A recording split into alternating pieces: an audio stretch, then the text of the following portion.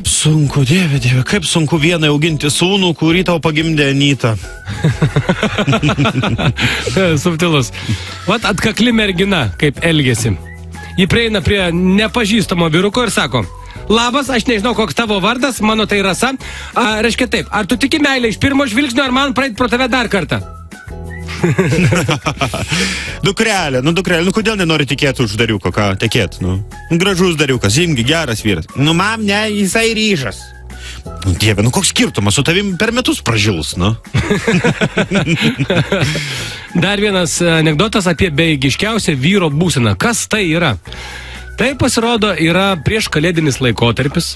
Vyras prekybos centre pamiršęs pasimti žmonos surašytą pirkinių sąrašą ir negana to, mobilųjį palikęs namuose.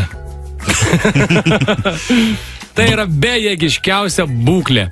Brangusis, o tu mane myli.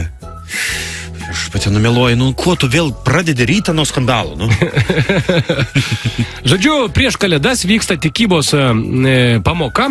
Susėdė visi, mokytojai, sako, pasikalbėkime vaikai apie paprastą dalyką, apie Kristaus gimimą, ar ne, apie mažo vaikelio Kristaus gimimą. Kas galit pasakyti arba atsakyti tą klausimą, kodėl būtent Kristus gimė ne kur nors rūmos ar dar kažkur, o būtent kvartelėje tarp gyvūnų paprastai, tiesiog vienas vaikas kelia, sako, tai čia atsakyti labai lengva. Tai jūs turbūt suprantate, kad tokiu metu kalėdiniu laikotarpiu viešbučio gauti neįmanoma. Geras. Taip, dar pora yra. Futbolo teisėjas per klaidą žaidėjų vietoj geltonos kortelės, taip iš marškinėlių kišenėlės ištraukė prezervatyvą. Iki mačo pabaigos daugiau nieks žaidėjų taip ir nesiryžo pažeisti taisyklių.